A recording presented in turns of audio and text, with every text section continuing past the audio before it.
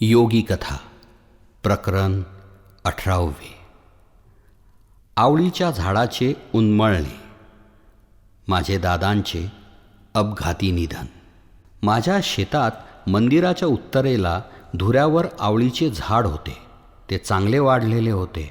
दरवर्षी त्याला चांगले आवळे येत होते. त्या हिरव्यागार झाडाला लागलेल्या आवळ्यांनी ते सुशोभित दिसत असे. आवळीच्या झाडावर श्री विष्णू वास करतात अशी श्रद्धा आहे. हिंदू धर्मात या झाडाला पवित्र मानतात. सन 2011 शेतातील आवळीचे हे झाड उन्मळून पडले.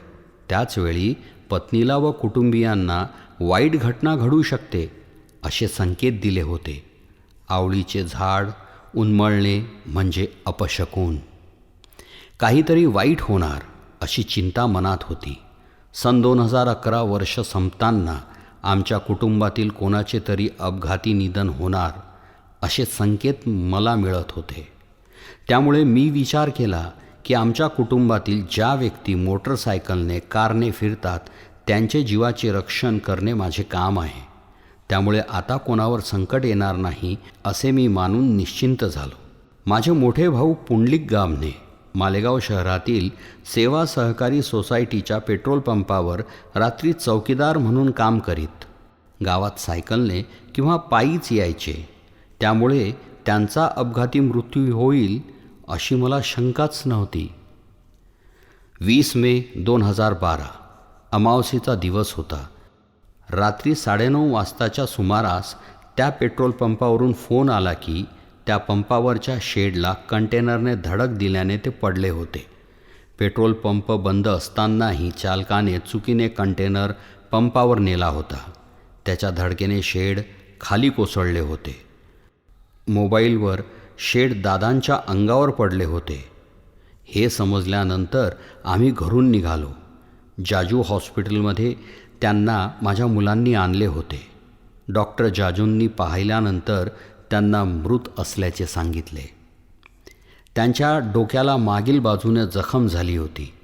त्यानंतर माझ्या पायाखालची वाळूच सरकली. माझे मोठे भाऊ माझे छत्र होते. ते गेले होते. मनात अतिशय दुःख असताना बाहेर दाखविता येत नव्हते. त्यांना घेऊन ग्रामीण रुग्णालय मालेगाव येथे आलो. तिथे डॉक्टरांनी तपासल्यानंतर ड्रेसिंग करून त्यांना वाशिमच्या रुग्णालयात न्या असे सांगितले. तेथून माझी मुले दादांना घेऊन वाशिमला डॉक्टर मुसळे यांच्या दवाखान्यात गेले. तिथे डॉक्टरांनी दादाला मृत घोषित केले. ही बातमी मला मुलांनी दिली. मी घरात विचारमग्न असताना पत्नीला सांगितले की दादावरचे अचूक संकट मला समजले नाही. मला समजले असते तर त्यांचा जीव वाचला असता. त्यावेळी मी मुलांना सांगितले होते, कदाचित पुढील 20 मेच्या आत मी सुद्धा जग सोडून जाईन. 21 मे रोजी सकाळी दादाच्या पार्थिवावर त्या आवळीच्या झाडाच्या पश्चिमेला अंत्यसंस्कार करण्यात आले. मोठे भाऊ पुंडलिक गाबणे मला कोणत्याही कामात सहकार्य करायचे. शेतातील माल काढणे, माल विकणे, पैसे आणणे व इतर सामाजिक कार्यात ते रस घ्यायचे. घरच्या मंगल कार्यात नियोजनासाठी ते रात्र जागायचे.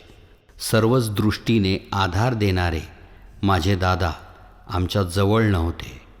मी पोरका झालो होतो.